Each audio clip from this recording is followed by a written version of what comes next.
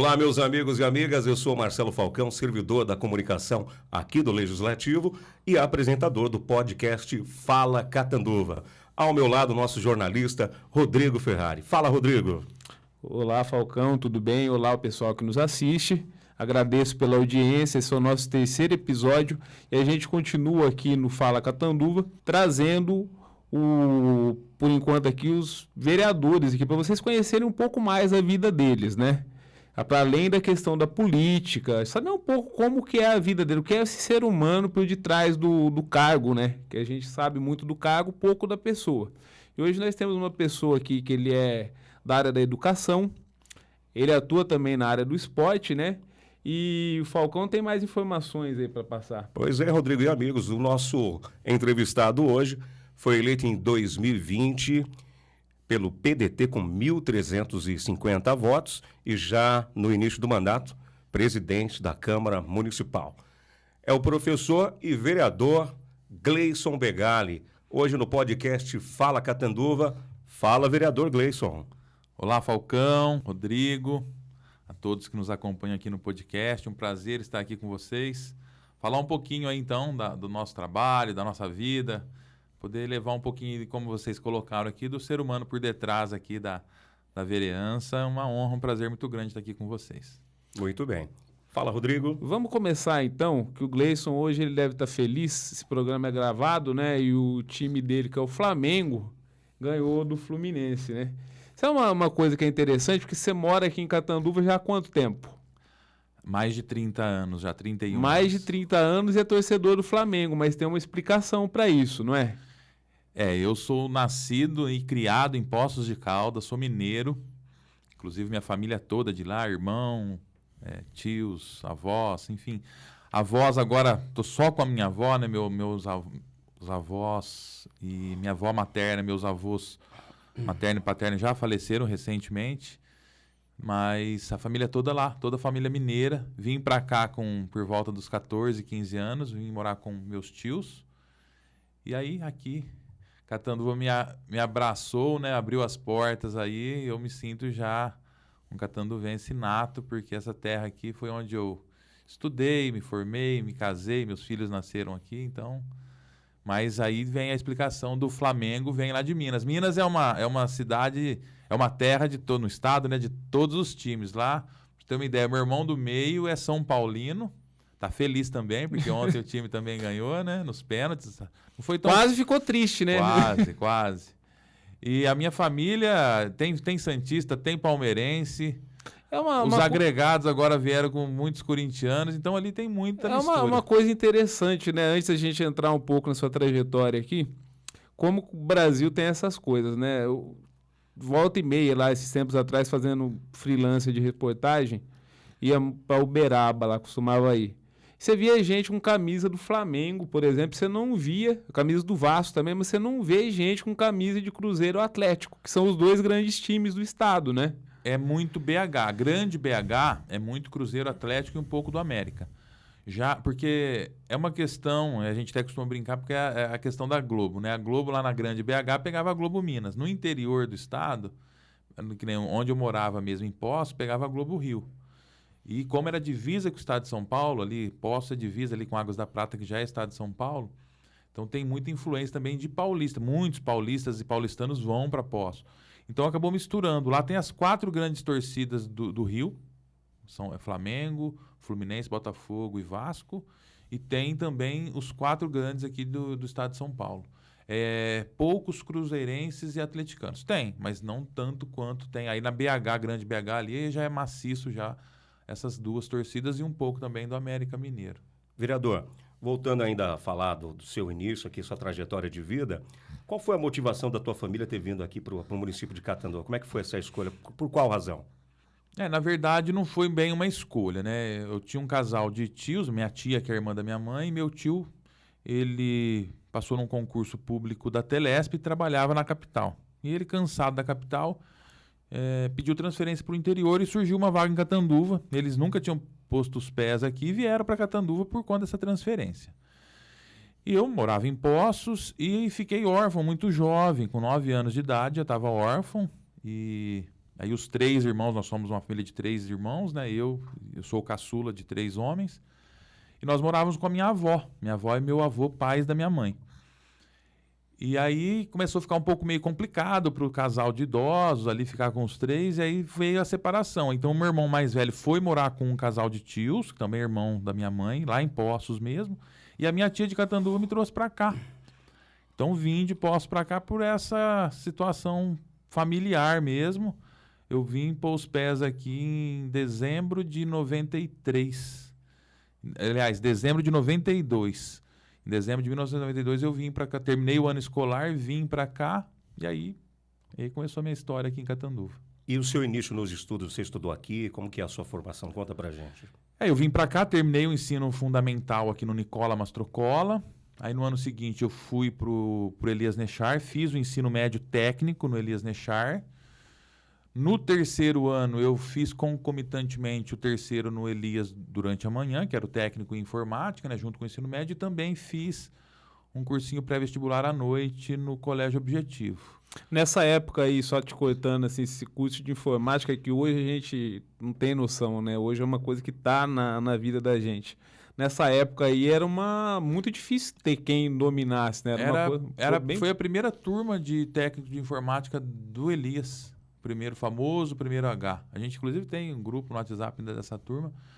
E eu acabei continuando na área de tecnologia. Fui fazer depois faculdade na área de tecnologia, minha formação, né, na área técnica.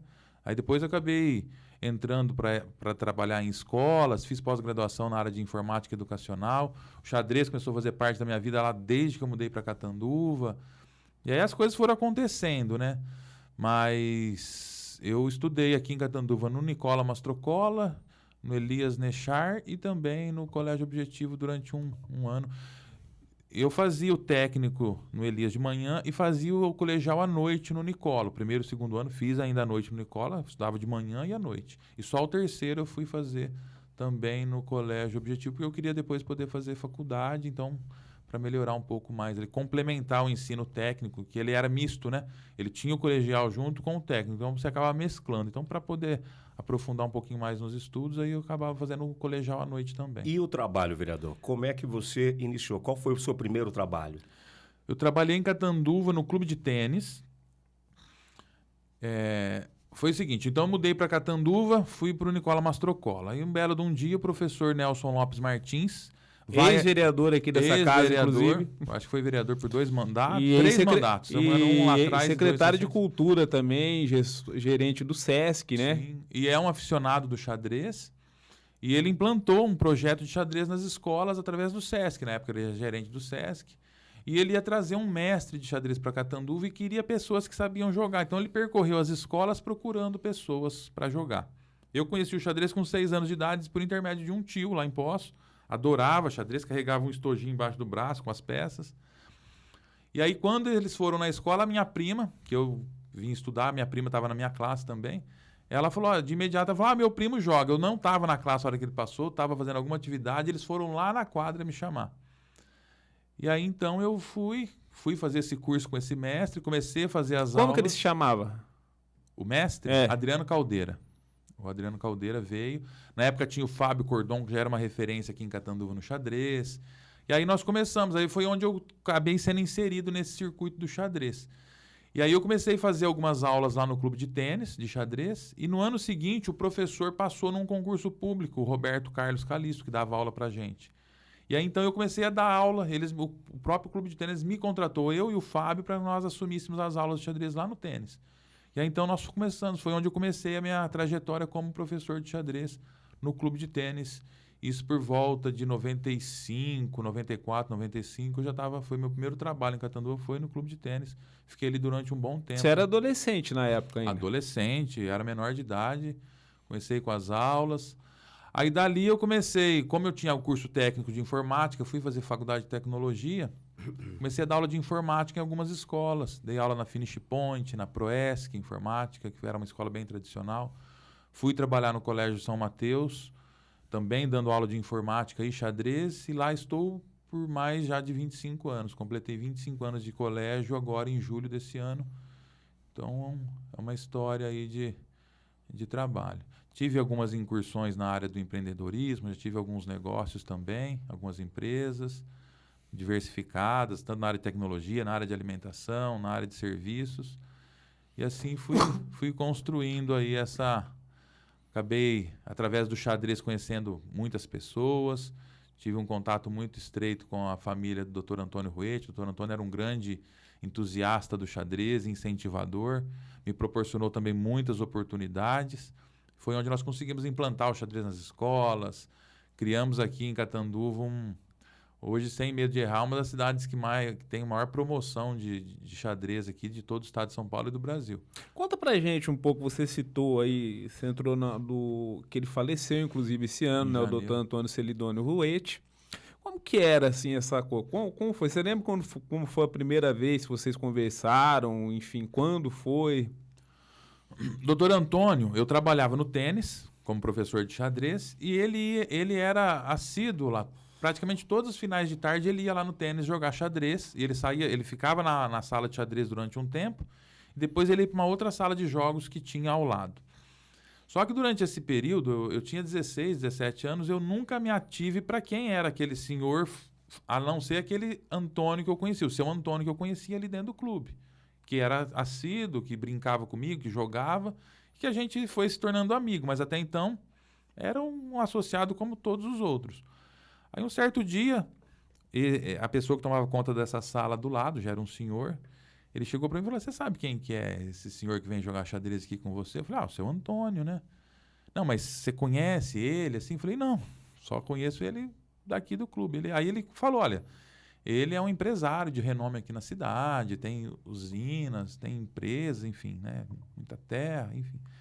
E aí foi que eu comecei aí que eu fiquei descobrindo que ele era uma pessoa assim, que tinha uma ascendência social bastante acentuada, mas até então a gente se tornou amigo sem que eu soubesse quem ele era. A gente criou uma amizade muito grande ali, e até então, pelo simples fato dele estar ali todos os dias jogando e ele enfim. chegou a comandar um clube de xadrez aqui? Já tinha na época ou não tinha? Não. Associação? Nós ficamos amigos ali, ele incentivou muito o xadrez e ele, em certa época, eles montaram uma entidade que existe até hoje, a época chamava APAC, hoje se chama Biocana, que congrega aí essas pessoas, né, empresários do setor sucroalcooleiro. E aí então eu peguei e falei: doutor, vamos montar um clube de xadrez em Catanduva? Aí, porque a sede da Biocana da extinta APAC, hoje Biocana, tinha uma área que daria para a gente montar. E ele de imediato falou: vamos montar. A época era o prefeito, era o Félix, ele falou: vamos montar o clube, vamos levar para as escolas, e foi onde nós começamos. Montamos o clube de xadrez, apresentamos um projeto de xadrez para o prefeito da época, que era o Félix, que também é um entusiasta do xadrez, e foi onde nós começamos a transformar Catanduva nessa referência. Aí nós adentramos nas escolas, montamos o clube, e aí foram surgindo esses campeões. Já tinha um trabalho bastante também acentuado lá no Colégio São Mateus, nessa época, tinha uma garotada. Até o doutor Antônio falou: nós temos as crianças das escolas particulares, vamos fazer o mesmo para as escolas públicas, para dar oportunidade. E aí foram surgindo esses grandes nomes, né? Até que nós temos hoje o maior expoente do xadrez do Brasil, que é o Luiz Paulo Supp, que nasceu de toda essa construção aí que nós fizemos aqui em Catanduva, e tantos outros grandes enxadristas de Catanduva. Não vou citar agora nomes, porque eu vou deixar alguns de fora. Então vamos falar do Luiz Paulo, que é a maior referência, assim, ficam todos aí agraciados. Queria abordar, assim, depois eu dar uma coitada no Falcão, só para seguir um pouco nessa toada, que você está falando, assim, uma questão que é interessante. Às vezes as pessoas pensam no esporte, a gente começou falando aqui de esporte profissional, esporte que rende milhões, e, na verdade, você realiza um trabalho na base, né? Um trabalho de esporte de base, enfim. Como que você avalia hoje a situação do xadrez e do esporte de base aqui em Catanduva? Não dessas futebol, fala assim dos outros esportes. Como você avalia hoje? Olha, a gente, para poder falar do que nós temos hoje, é preciso falar um pouco de como Catanduva foi ao longo da história, né? Catanduva hoje... a gente vê um esforço muito grande aí do secretário dentro daquilo que lhe compete ali. E Catanduva, no atual cenário, a gente vem de uma pandemia enfim, que abalou toda essa conjuntura esportiva, enfim. A Catanduva hoje tem melhorado, tem dado sinais aí de evolução provavelmente nesse último ano agora, em 2023, a gente tem visto que tem acontecido algumas situações que têm dado algum destaque, tem trazido eventos, realizado algumas incursões aí de destaque no cenário esportivo. Entretanto, eu ainda acho que está bastante longe do que eu esperava para o esporte de Catanduva.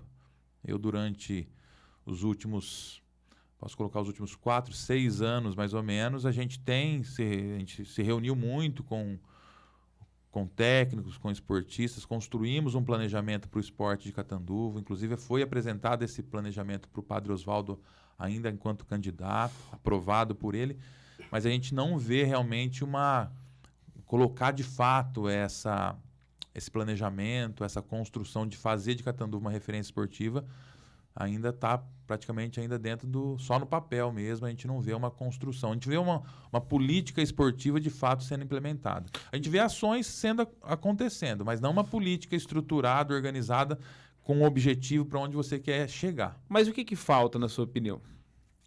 Olha... Será que é dinheiro, eu falo planejamento? assim, né? O Padre Oswaldo, ele tem uma visão muito direcionada para o futebol, né? A gente vê isso.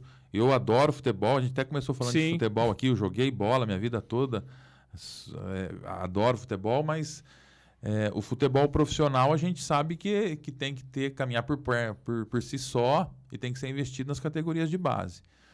E aí a gente vê, na minha concepção hoje, os olhares do Padre Oswaldo muito voltado para o próprio time, né? A gente vê reformas, né, que consomem aí milhares e milhares de reais, a trazer, por exemplo, essa Copa São Paulo de Futebol Júnior para Catanduva, que consome uma quantia enorme de recursos, em detrimento daquilo que você poderia investir na cidade.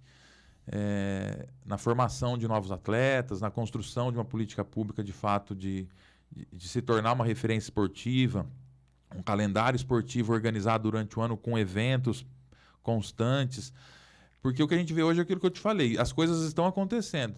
Mas é assim, vamos fazer isso? Vamos fazer aquilo, vamos fazer. Mas você não tem um planejamento, algo que fala, nós estamos aqui, nós vamos chegar ali. Você vê as coisas acontecendo conforme vão chegando.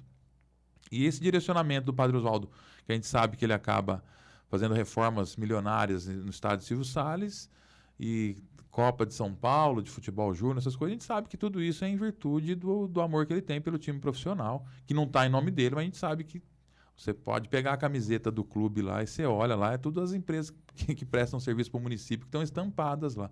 Por que não canalizar essa força toda para o esporte amador, que é para investir em quem está na cidade, na garotada dos bairros, na molecada que de fato sonha em ser um atleta, né? Por que não direciona todo esse esforço para essa garotada aí?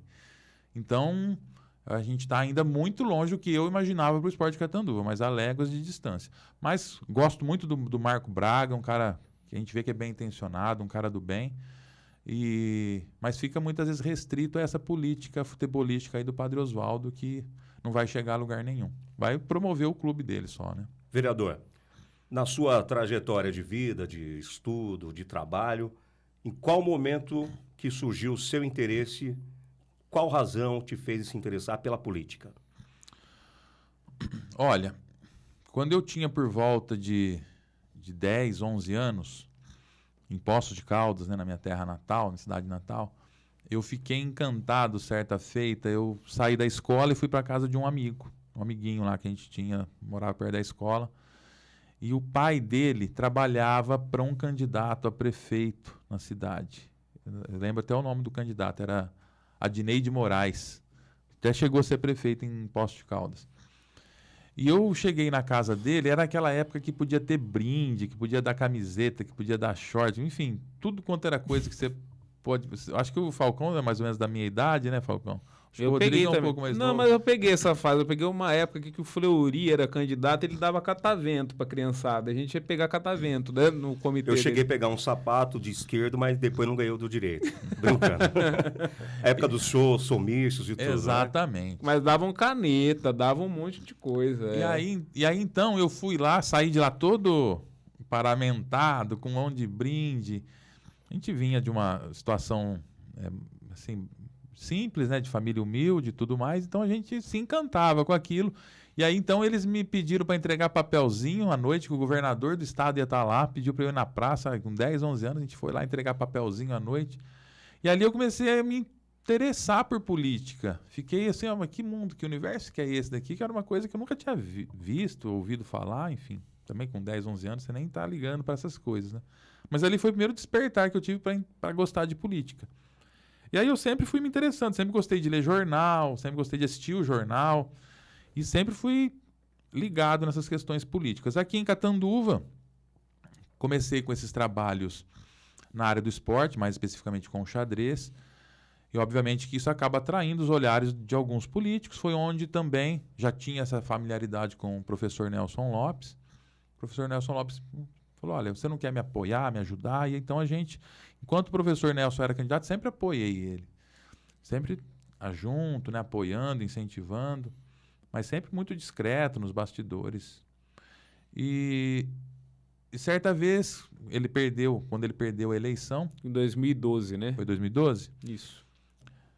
Eu falei para ele, professor, senhor, e aí?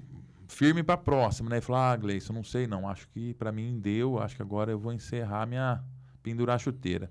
Família não quer mais e tudo. Eu falei, professor, pensa bem, se o senhor não for sair, eu gostaria de tentar. É uma coisa que eu venho já alimentando, mas se o senhor for, nós estamos junto com o senhor. Eu mantinha aquela linha, né? Eu acho que isso é importante também, você ter essa fidelidade, enfim, também saber reconhecer quem ele estava nos incentivando, abria portas para a gente, então a gente tinha esse reconhecimento.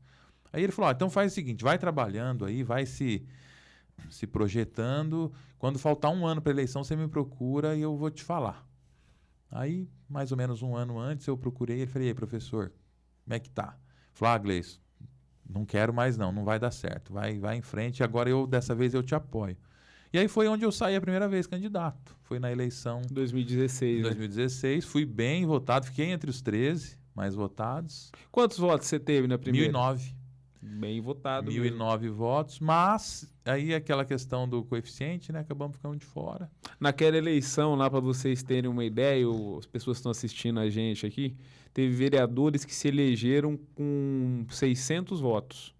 Pouco mais de 600 Teve votos. com 600, teve quem se elegeu com 700, com 800. Sim. E eu acabei ficando de fora. Eu fui o 12º mais votado, de 13, né? Você estava em qual partido na ocasião? Na Rede. Na Rede. Estava na Rede de Sustentabilidade, que coligou com o Afonso. E eu me lembro ainda que eu falei, gente, nós vamos coligar com...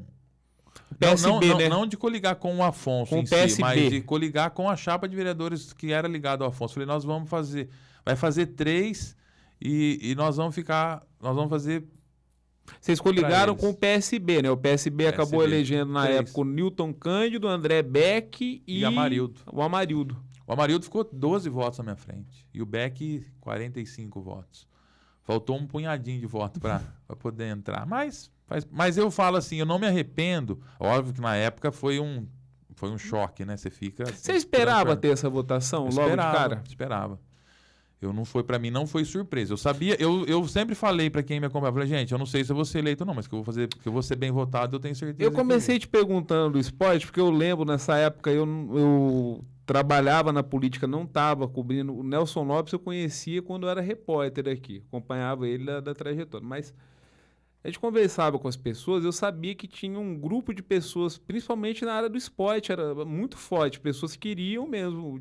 fechadas, né, com a sua candidatura, Sim, né? Sim, a gente montou um grupo de pessoas, de pessoas ligadas ao esporte, porque desde que eu mudei para Catanduva, eu participo de jogos regionais, ininterruptamente. Então a gente queria participar de estar lá mesmo, de dormir lá no chão, mesmo agora como vereador. Tá indo ainda? Eu fui os 2 anos.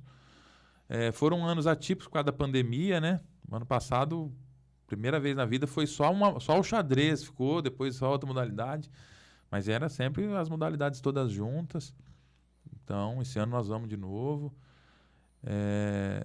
E aí, então, a gente cria essa familiaridade com as outras modalidades, né? Então para mim, não foi uma surpresa.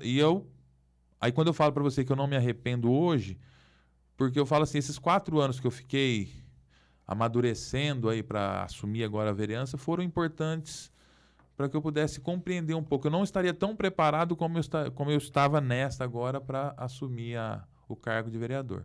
Talvez não tivesse tido tanto proveito. A questão mesmo da presidência da Câmara dificilmente teria acontecido na anterior, na primeira, né, que eu perdi.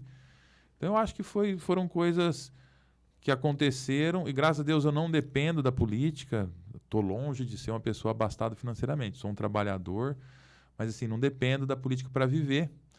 E você continua com as suas atividades, professor, fazendo... Diminuí bastante, né, as aulas, reduzi as aulas, eu desenvolvo uma outra atividade profissional também, né, de auxílio na administração de uma empresa, mas, assim, não deixei das minhas atividades profissionais para exercer o cargo de vereador, que eu acho que é importante também você se manter inserido de onde você veio, né? Continuo dando algumas aulas de xadrez, continuo acompanhando, às vezes, as molecadas em alguma competição. Participando de campeonato também, de vez em quando. De vez em quando participo de algum campeonato. Então, procuro continuar fazendo as mesmas coisas que eu fazia antes. Porque se você se afasta muito das suas bases, aí acontece de ser aquela situação, né? Vereador de um mandato só, né? Não criticando quem foi uma vez, pelo amor de Deus. Mas, assim, acontece que é uma falha que alguns vereadores acabam... As pessoas veem, né? É o cara que aparece a cada 4 anos, né? O vereador, da sua primeira disputa, da primeira eleição para ir à segunda, você teve mais de 300 votos a mais, né? O que você considera que você fez de diferente? O que você indica que foi o acerto para você conseguir essa votação? Bom, essa eleição agora que eu venci, primeiro é importante se destacar que foi uma eleição que era natural as pessoas caírem à votação. Você pega os vereadores, mesmo os vereadores que foram reeleitos, você vê que eles caíram muito, porque muita gente não foi votar. Eu fui o terceiro mais votado com 1.350. Se você pegar o terceiro mais votado da eleição anterior, teve mais de 1.800 votos. Então, aumentar não foi fácil. Você pega aí, foi muito complicado em virtude da pandemia, foi uma eleição muito atípica. Mas eu aumentei a votação e fui eleito porque eu não parei de trabalhar aos 4 anos. Eu perdi a eleição e eu continuei fazendo as mesmas coisas que eu fazia antes. Continuei atuante em trabalhos sociais que eu continuo realizando até hoje, em entidades que eu participo, continuei trabalhando, enfim, continuei participando. Então, para mim, eu tinha uma convicção muito grande de que eu seria eleito. Eu tinha certeza mas assim, era uma certeza muito grande de que no dia 15 de novembro, né, no final da noite, eu estaria eleito e assim foi confirmado. E como é que foi estar eleito vereador, já iniciar os trabalhos como presidente da casa? Que desafios, que pensamentos, que sentimentos você teve? Bom, primeiro é uma sensação de conquista, né, de alegria, de felicidade, porque eu respirei esse momento durante os 2 anos antes da primeira candidatura e os 4 que eu fiquei aí hibernando, né? Então foram 6 anos que eu almejava estar ocupando esse cargo de vereador, que é um cargo para servir, né? A gente tem que ter em mente que a gente está aqui para servir a população. A questão de ter virado presidente da casa foi realmente uma surpresa muito grande. Não esperava isso. Que era seu primeiro mandato, né? Sim, foi uma situação atípica, porque veio uma renovação, né, grande na casa, e esse grupo se reuniu e não estava nos planos desse grupo de eu ser o candidato. Havia uma outra pessoa que estava ali já acertado, que a gente ia combinar, não, vai ser fulano. Mas aí na última hora, na última semana, a pessoa falou, não vou mais, estou com situações particulares, enfim. E aí eu falei, eu tô aqui, se precisar, e aí deu certo. Mas não esperava, foi ali coisa de 5 dias antes que foi definido. Para se ter uma ideia do que ele está falando de renovação que teve, a gente tem 13 vereadores aqui na casa, e dos que foram reeleitos, ou que já tinham sido vereadores, a gente tinha o Maurício Gouveia, que era vereador, o Ivan Bernardi, e o Dr. Luiz Pereira. E o Dr. Luiz Pereira, fora o Marquinhos Ferreira também. E o Nelson Toso. E o Nelson Toso, que tinham sido vereadores, mas estavam já afastados fazia um tempo. O último mandato deles tinha terminado em 2012, então teve essa renovação. E eu queria engatar 2 perguntas para você. Só aproveitando, eu falo para você assim, que vereadores experientes mesmo, temos 2, que é o Marquinho e o Pereira, que já acumulam, Sim. Marquinho, acho que não me engano, 4º mandato, e o Pereira, 7º mandato. Os outros, mesmo os que permaneceram, no caso do Maurício, do Ivan, todos eram um mandato. Então, os que permaneceram, esses 3, é tudo de um mandato só. Então, você não pode falar que são vereadores já tarimbados, de larga experiência, né? Então, foi uma Câmara, eu coloco assim, que são 10 vereadores, aliás, 11 vereadores novos, vamos dizer assim, que ou de primeiro mandato ou com uma reeleição apenas, que é natural até, né? Agora, tem 2 questões aqui que eu queria colocar para você. Uma é você chegar já assumindo um cargo desse aí. Tem a parte boa, é óbvio, você ocupar um cargo, um espaço de poder, é a segunda maior autoridade política da cidade, é depois do prefeito, né? Só que tem também a dor de cabeça, né? Que deve ser acompanhada, né? Deve ter sido muita dor de cabeça. Você esperava que ia ter tanta dor de cabeça ou que não ia ter? Você acha que você conseguiu tirar de letra? É outra coisa, é que é assim, quando a gente está de fora, a gente pensa, a gente enxerga a situação de uma maneira. Talvez até uma maneira mais simples. Tudo simples, resolve, não resolve e tal. Depois que você assume, você às vezes nota que a situação é diferente. Do que você via no tempo que você era candidato, militante da política, para o que você passa a ver depois que você assume. Teve grandes mudanças? Bom, vamos lá. Primeiro que eu vou discordar da primeira parte que você falou, que é a segunda maior autoridade do município. Eu falo para você que nós temos 3 poderes, legislativo... Política, mas tá certo. Não, mas tudo bem. Mas eu falo para você que o presidente da Câmara, ele tem a mesma importância que o prefeito. Na minha concepção e por onde eu tenho acompanhado e estudado, são poderes distintos, harmônicos entre si, mas que têm a mesma importância do prefeito. São atribuições diferentes, mas em termos de importância, mas também isso também não muda nada a nossa vida aqui. Se é a primeira, se é a segunda, se é a terceira, enfim. Mas é só uma... Mas é interessante a sua visão. Só fazendo aí um parênteses, mas enfim. Com relação se eu esperava que seria tão difícil ou não, o meio político é um ambiente de muitos litígios, né? Aqui são 13 pessoas, 13 cabeças, cada um uma forma de pensar. E obviamente que eu não esperava que seria tão difícil assim. Encontrei muitas dificuldades, foram momentos em que a gente para pensar, será que vale a pena? Será que não vale a pena? Eu vim, como eu coloquei para vocês, né, de um ambiente escolar, lidando com crianças, a maior parte dos meus alunos na faixa de 6 a 14, 15 anos. Então a gente respirava uma outra realidade. As questões administrativas da Câmara, né, você lidar com os servidores, com os comissionados, com a casa, com os interesses. Então, foram situações nada aprazíveis. Entretanto, eu acredito que, apesar de todas essas situações, eu acredito que a gente passamos, demos conta do recado, fiz o meu melhor. Não sei se o meu melhor foi o melhor para todos, mas eu acho que nós demos uma contribuição para a sociedade, para a coletividade, para as pessoas que esperavam da minha forma de agir. Eu acho que foi dentro daquilo que as pessoas que me elegeram esperavam de mim. Tenho recebido e recebo ainda muitos elogios, mas por vezes você não agrada a todos. Isso faz parte da política, isso também a gente vai aprendendo a lidar com o passar do tempo. E com relação a se eu via de uma forma e depois de eleito passei a ver de outra, sim, muitas coisas, muitas situações a gente não tinha de fato o dia a dia, o cotidiano da política, né? Então algumas situações de fato, e eu não tenho problema nenhum em assumir isso, em falar que algumas coisas sim, eu mudei a minha opinião, outras ficaram ainda mais convictos de como tinha que ser, e eu acho que isso é importante, né, para a construção até mesmo do ser humano, né? Você não é algo imutável, pronto, né? Você tem que estar constantemente sendo... Eu aproveito até para perguntar da sua atuação como presidente. Você falou que teve algumas situações. O que o senhor indica que foi... que o senhor decidiu, que foi positivo, que foi errado? Qual que seria algo que o senhor tenha para destacar sobre a sua atuação como presidente? O maior legado... qual que foi o seu maior legado e o que você acha assim, que você poderia ter feito melhor, na sua opinião? Isso. Olha...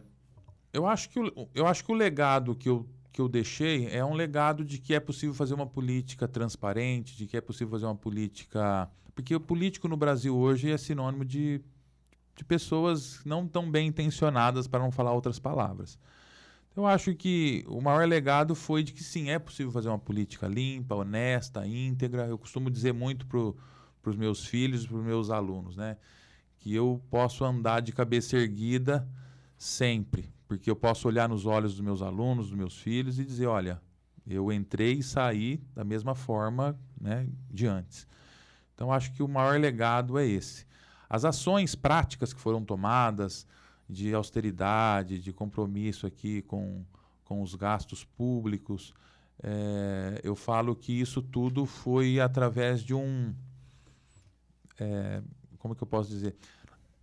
Entramos com esse intuito, com essa premissa, e eu acho que nós conseguimos fazer pela casa o melhor que podia ter sido feito dentro daquela situação, daquela estrutura pela qual a gente estava ali. Então, eu falo, se eu voltasse, não quero mais ser presidente, mas se voltasse ao cargo, eu falo que, obviamente, que a gente faria outras coisas, teria tomado algumas outras atitudes, poderia ter sido mais arrojado em algumas situações, mas falar assim, você se arrepende? Não me arrependo, mas aprendi muito. Construir, passei a ter visões diferentes e a experiência também, né, do cargo administrativo, porque o cargo de vereador é um e o de presidente da Câmara é outro. O presidente ele acumula os dois cargos, né, de vereador, legislador, enfim, de parlamentar, e um cargo de gestor, né, de administrador, executivo também, um cargo executivo para a estrutura da Câmara, enfim. E uma série de outras atribuições. E tem assim a responsabilidade, para quem não faz ideia, o orçamento da Câmara de Catanduva é maior do que de algumas cidades, por exemplo. Então você tem assim, porque é um poder que ele precisa funcionar também, né? E às vezes as pessoas nem têm a noção também de que tem essa necessidade de funcionar para ele ter. Você estava falando da independência, da harmonia, ele precisa funcionar também, né? Sim. Eu falo que durante o meu tempo aqui, eu procurei ser cordial com todos os 3 vereadores. Eu jamais fiz qualquer tipo de atitude que pudesse minimamente querer prejudicar ou atrapalhar o trabalho. Pelo contrário, busquei fazer o melhor para que todos pudessem exercer a plenitude do seu mandato. Então, também carrego comigo essa certeza de que eu fiz pelos 13 vereadores, porque a pessoa, quando assume o mandato, e é isso uma coisa que a gente percebe também da atual gestão, que se preocupa em poder manter essa harmonia, né, esse trabalho harmônico e efetivo para toda a casa. E também acho que isso foi um legado importante. Apesar das diferenças ideológicas, partidárias, enfim, quaisquer que sejam, não deixar que isso infira aqui no trabalho do vereador, na harmonia da casa, nos trabalhos dos vereadores, enfim, também acredito.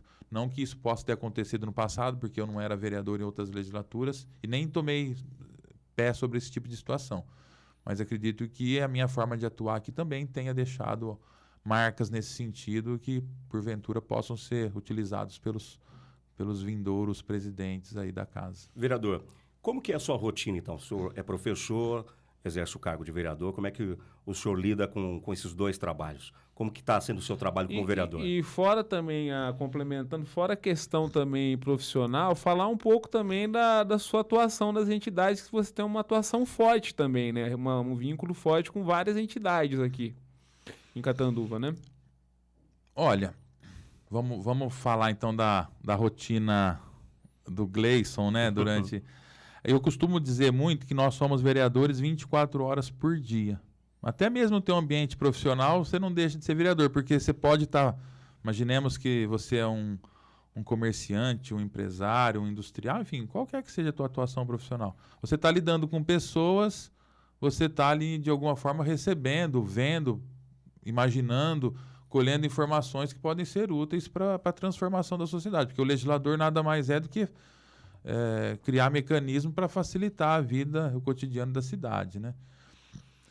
Mas, como eu disse, eu reduzi muito as minhas aulas. Hoje, basicamente, eu dou aula um dia na semana, meio período em um dia, meio período em outro. Então, reduzi bastante a minha carga horária. E continuo participando de algumas entidades assistenciais, participando de reuniões. Eu era muito ativo no Rotary, hoje não tanto quanto eu gostaria de ser, porque as reuniões do meu clube é justamente de terça-feira. Então, às terças-feiras, obviamente, estou aqui na sessão. Então, a gente às vezes não consegue. Vez ou outra, a gente pede para eles alterarem alguma reunião para a gente poder estar participando, ou quando termina mais cedo aqui a sessão, a gente dá uma corrida lá também para participar. Mas tenho um contato próximo com algumas entidades, busco fazer um trabalho social, participativo.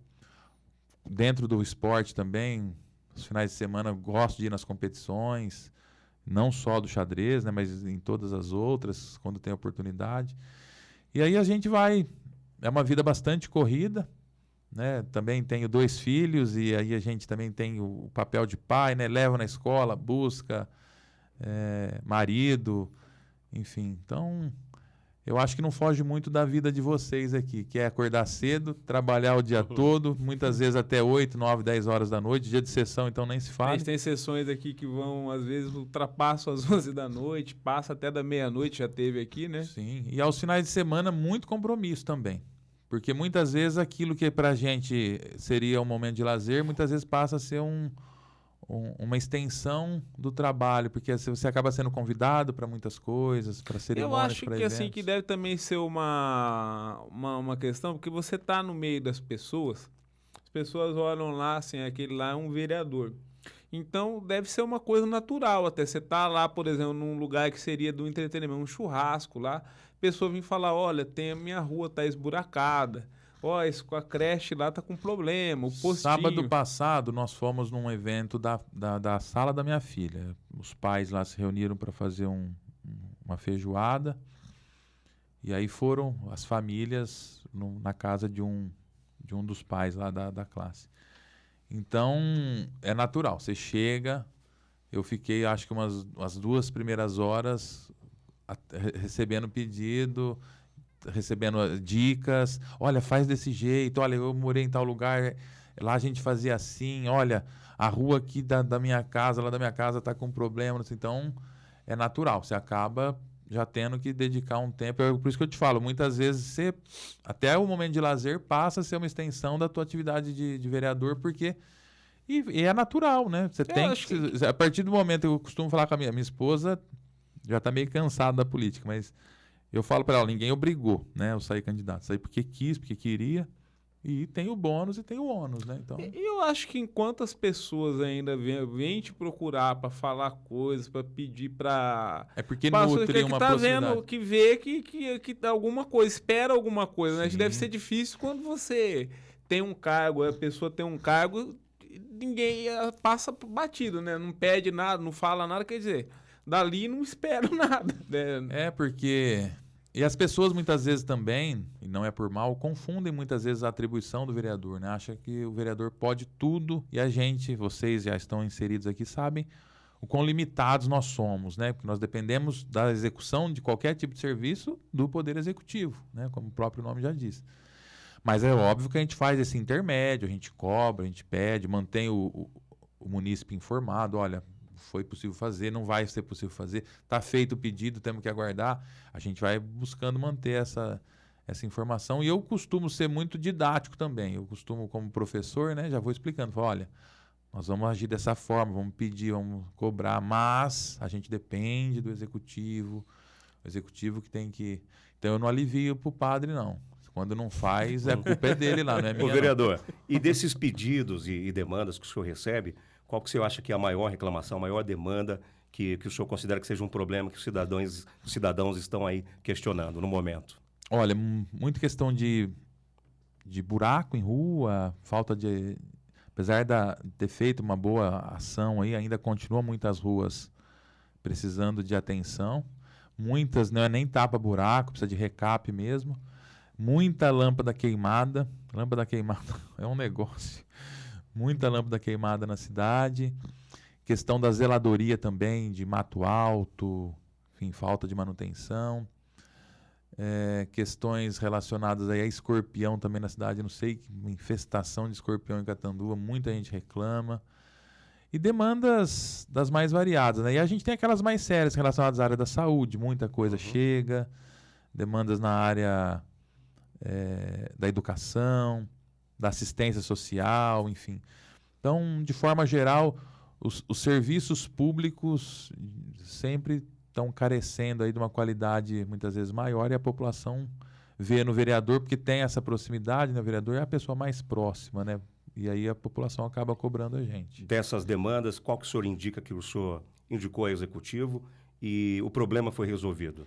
Olha, graças a Deus a gente construiu ao longo desse tempo, até mesmo de antes, muitas pessoas a gente já conheciam da vida mesmo, né? Tinham contatos de amizade. Então, algumas coisas, de tudo isso que eu falei, muitas coisas a gente consegue resolver, manda pessoal, cobra, faz os requerimentos e acontecem.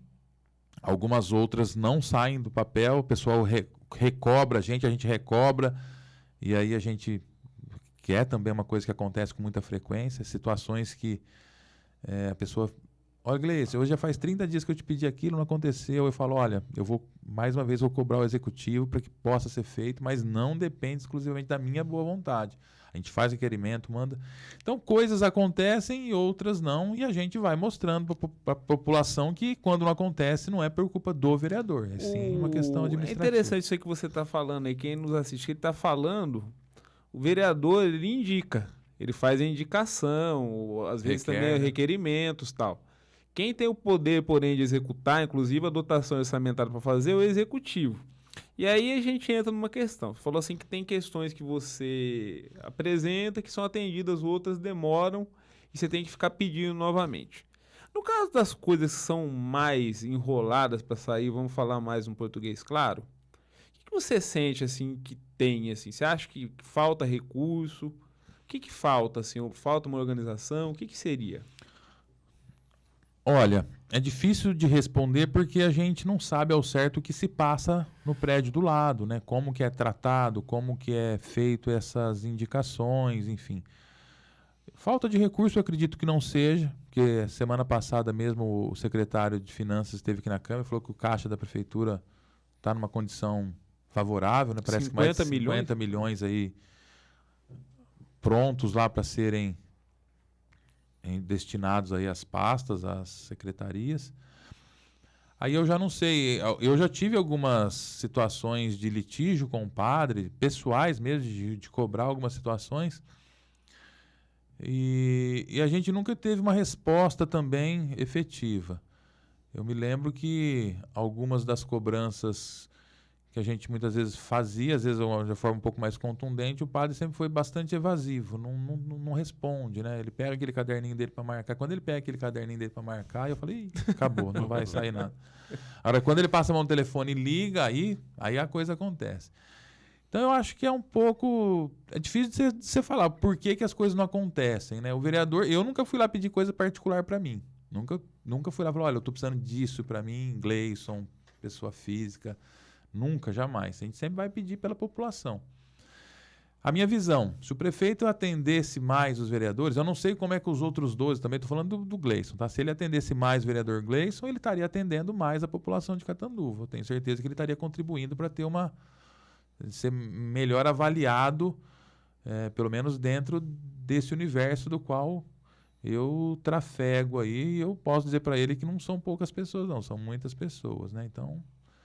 Fica a dica aí, prefeito. Agrada o Gleison, que o senhor está agradando a população de Catanduva. Boa Vereador, parte. Falando então das indicações, a gente parte para os projetos, né? O senhor apresentou projetos, quais que foram aprovados, quais que foram implementados, ou quais que foram rejeitados, que o senhor acha que sejam uma pena, que poderiam valer a pena ser implementado também. Inclusive, complementando também, o que você considera do que você apresentou foi aprovado, que assim, é uma coisa que te orgulha, te causa orgulho assim, de ter apresentado? Até falando essas questões do que foi aprovado, no que foi aprovado, o que foi implementado ou não, eu lembro que na época da pandemia nós fizemos um projeto de lei anistiando parcialmente ou até integralmente sobre os serviços de qualquer natureza e a taxa de fiscalização, uma vez isso para aquelas empresas que foram afetadas diretamente, porque teve algumas que foram impossibilitadas de funcionarem durante a pandemia, né? Não é porque o cara não queria ou qualquer outro motivo, ele foi obrigado a fechar as portas, a baixar as portas, enfim. Então, como é que você paga por uma coisa que você não podia nem estar usando, né? Taxa de fiscalização, se você não estava funcionando, vai fiscalizar o quê? Sem dizer que a prefeitura economizou muito naquele período ali, porque... Não tinha merenda para dar na escola, não uma tinha... série de... O custeio caiu lá embaixo, né? O pessoal tudo dentro de casa e tudo mais. E aí a prefeitura vetou o projeto, né? Aliás, tinha sido um projeto conversado com o executivo, não foi um projeto que eu vim, fiz e mandei, não. Fui lá, conversei com a Secretaria de Finanças, conversei com o jurídico, olha, não, assim, fiz alguns ajustes que eles acharam necessários, apresentei o projeto na casa, o projeto foi aprovado e de repente veio um veto. Aí a casa recorreu desse veto, obviamente, né? Derrubamos o veto e a prefeitura entrou com a ADIM, aí nós recorremos nessa ADIM, né? Entramos nessa disputa e veio que nós tínhamos razão, o projeto era constitucional. Só que o que acontece? A gente viu uma má vontade muito grande do executivo.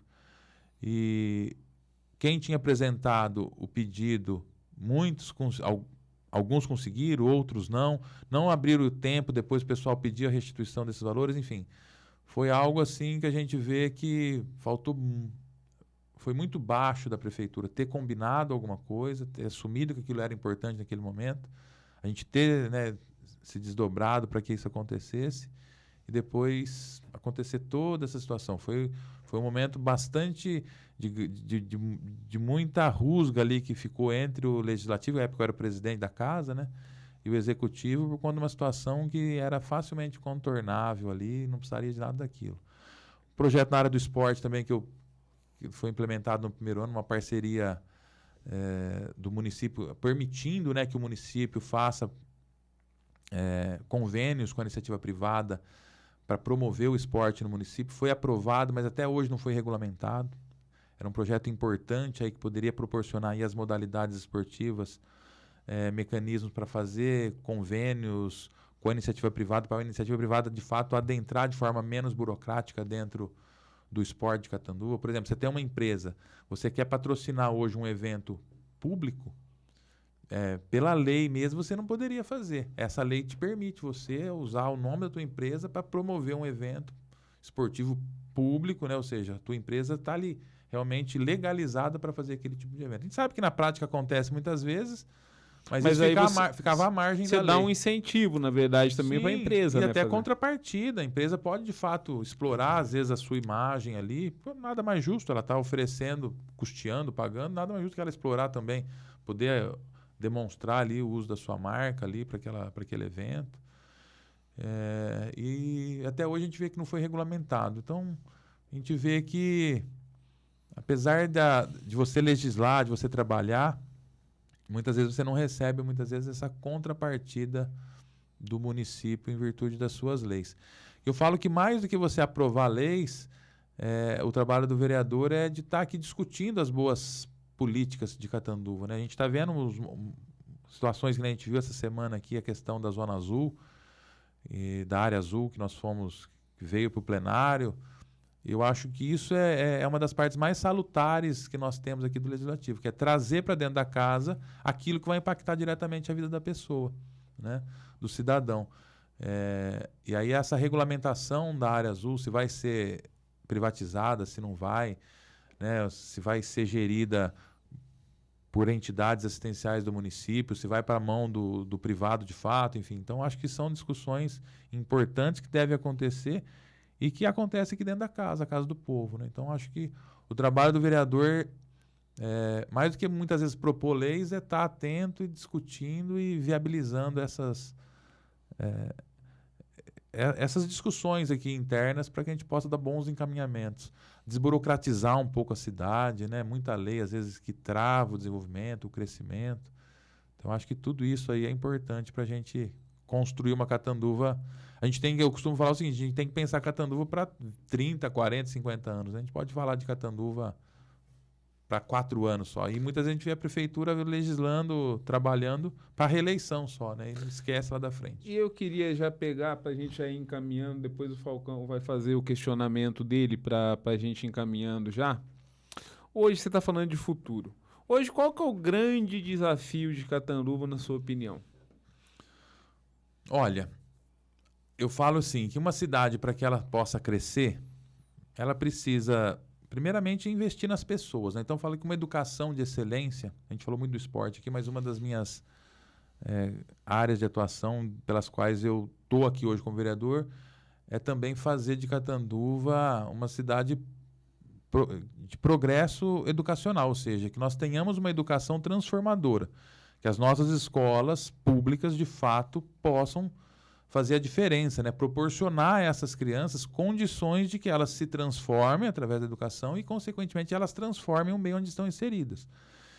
Então, se você consegue fazer, né? E aí eu falo para você que não é agora. Quando você vai investir em educação, você vai colher o fruto daqui 15, 20, 30 anos para frente, porque essas crianças que estão estudando hoje, vai um tempo, né, até elas, de fato, o que está sendo construído agora, aparecer para a sociedade como um todo. Então, eu falo que o principal é uma educação de excelência. É a gente, de fato, ter uma educação que transforma a vida dessas crianças, que nós consigamos fazer dessas crianças futuros empreendedores, futuros cientistas, bons profissionais e, acima de tudo, cidadãos, né, com letra C maiúscula aí, cumpridores dos seus deveres e também responsáveis aí por suas ações. Uma vez a gente tendo, então, uma constituição de uma sociedade melhor constituída, com uma formação, aí eu acho que a gente começa depois a poder partir para outras coisas, né? Melhorar o nosso parque industrial, promovendo mais geração de emprego, mais progresso, mais desenvolvimento, uma saúde pública também de mais qualidade, diminuindo essas filas aí que nós temos, aí a gente sabe que tem filas enormes aí nos mais diversos segmentos. Mas eu acho que tudo parte, assim, eu falo, se eu tivesse que escolher algo para de fato transformar, eu transformaria a educação. Porque se você transforma a educação, você consegue transformar todo o resto. E aí você parte para transformar a educação, valorização do profissional, melhores condições para essas escolas, mais atividades extracurriculares, mais escolas em tempo integral, enfim, investir de fato. Colocar dinheiro mesmo, investir de fato para que a gente possa dar uma guinada aí na transformação da nossa sociedade. Acho que o caminho é esse daí, é transformação através da educação. Muito bem. Recentemente o vereador esteve em Brasília, conseguiu recursos, encontrou com deputados, tem alguma previsão que tenha de recursos para a cidade pelo seu intermédio e onde serão aplicados esses recursos? Olha, foi muito profícua essa viagem para Brasília. Nós tivemos aí duas emendas de R$500 mil, uma de 300 mil, uma de 200 mil, por intermédio do deputado federal Mota. Até aproveitar aqui o momento, mandar um grande abraço. Mota, ele tem domicílio eleitoral em Rio Preto, mas está sempre aqui em Catanduva, participando. Inclusive veio receber o título de cidadão no final do ano, que foi uma outorga, inclusive, do vereador Onofre Baraldi, mas que em virtude da pandemia foi só entregue no final do ano passado. Esse R$500 mil vem para a área da saúde, é uma emenda de 300 mil e outra de 200. Inclusive, eu falei com o Rodrigo, teu xará, que está aí no planejamento da prefeitura, não sei, parece que mudou agora de cargo, enfim. Ele falou que assinou essa semana de 200 mil e a de 300 já está no sistema. Então, eu acho que questão aí de semanas, pelo que ele me passou, a verba já está no caixa. E essas são aquelas que vêm realmente, que foram emendas impositivas, então já está registrado. Foi essa semana. Falei com ele, acho que foi segunda ou terça-feira, ele falou, Gleice, dei o aceite. Foi no domingo à noite, ele me ligou, porque na segunda ele tinha que dar o aceite. Ele falou, olha, amanhã cedo eu vou dar compadas, vamos dar o aceite na verba e tal. Passou algumas instruções. Então, foi muito boa. Conheci também lá o Ministério dos Esportes, estive lá com a Marta Sobral, ela é adjunta lá do Ministério do Esporte. Estamos também aí... A Marta é jogadora de basquete. Ex-jogadora de basquete. A ministra é a Leila. A ministra é a Leila não, Ana Leila Moser. Ana Moser, do vôlei. A Leila é senadora. É senadora, isso. Confundi. Então, também abriu as portas lá do Ministério para a gente apresentar projetos. Enfim, participei de um conselho lá também da Previdência. Foi uma experiência muito boa também para conhecer como que funcionam esses conselhos aí em nível federal, né? Que naquela semana, inclusive, foi página, foi manchete dos principais meios de comunicação do país, que aconteceu daquela reunião lá que eu participei, e aí eu pude sentir um pouquinho dessa áurea aí do ambiente federal, aí, o quão isso impacta a vida do Brasil como um todo, né? Então foi algo bastante inusitado ter tido a oportunidade. Cheguei, me convidaram para ir, eu fui. E naquela semana as coisas aconteceram tudo em virtude daquela reunião. Tive uma reunião também com o ministro Lupe, que é do meu partido. Enfim, visitei algumas entidades lá, foi bacana, foi muito bom. Foi uma viagem que renderam frutos aí para Catanduva. E em breve aí, esse $500 mil aí vai ser usado para um projeto aí que a gente tá guardando ele aí numa caixinha de surpresa para apresentar para a população, mas vai ser bacana, o projeto vai ser implantado. Muito bem. Vamos falar de Catanduva agora, na sua experiência de cidadão, de professor e de político. Que avaliação você faz sobre a nossa cidade? O que nós temos de bom? O que nós temos de ruim? Qual é o passado? Qual é o presente? Qual é o futuro de Catanduva na sua visão? Bom, primeiro que tenho certeza que somos aqui 3 apaixonados pela cidade feitiço, né? Catanduva é uma cidade que me acolheu. Foi aqui, como eu disse no começo da entrevista, né, que eu iniciei minha trajetória profissional, familiar, enfim, política. Então, para Catanduva, todo o meu reconhecimento, todo o meu amor, todo o meu trabalho, né, minha vida, eu pretendo, não nasci aqui, mas pretendo terminar os meus dias aqui em Catanduva, com toda certeza. A cidade é uma cidade que eu falo que Catanduva ela tem uma aura, ela tem uma predisposição, eu digo, de crescimento, de fomento muito grande. Eu acho que a gente está longe ainda de encontrar um caminho mais seguro para o desenvolvimento, para o crescimento, como a gente viu, por exemplo, Votuporanga, que a gente sempre usa como referência aqui na região. É uma cidade que era metade de Catanduva e que vem caminhando a passos largos, dando demonstrações de que se nós não abrirmos os olhos, em breve passa Catanduva. Não falo só em número de habitantes, não. Falo em condições de desenvolvimento, de crescimento, enfim, de índices de educação e tudo mais, que tem se tornado uma referência aqui na região. Mas eu falo que Catanduva é um povo trabalhador, um povo honesto, é um povo que acolhe, é um povo que sabe retribuir. Catanduva, até a gente fala, né, que se transformar na capital do terceiro setor, porque é uma cidade que tem esse olhar pelo próximo, de ajuda, muito acentuado. Inclusive, aproveito para mandar um abraço para o Dr. Wagner, que é presidente da Arcos, que tem feito que tem construído aí esse segmento, né, dado essa ênfase aí para o segmento do terceiro setor. Então, eu acho que Catanduva só precisa, de fato, ajustar. Aí vamos usar uma frase aqui do Dr. Luiz Pereira, né? Ajustar as velas, porque eu acho que está com tudo pronto. Temos um povo, temos faculdades aqui, institutos federais, faculdades estaduais, né? A FATEC, escolas públicas de ensino técnico, enfim.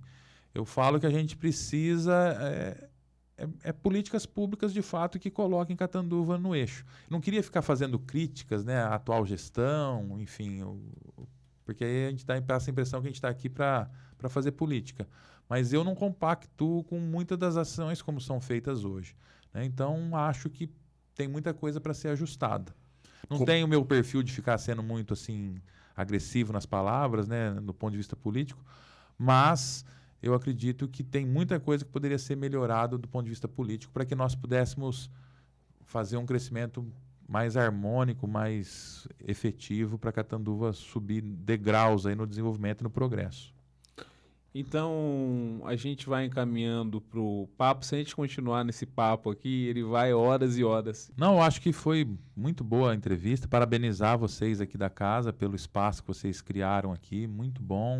A gente vai voltar a convidar o vereador Gleison, outros vereadores também e outras pessoas. Isso aqui eu falo Catanduva. Em breve a gente vai começar a trazer outras pessoas também que não são aqui do Legislativo para abrir o microfone, para poderem falar, contar suas histórias. Mas eu quero agradecer você por nos participar aqui, prestigiar com sua presença, contar um pouco da sua vida, da sua experiência política, que certamente muita gente não conhecia, agora passa a conhecer também.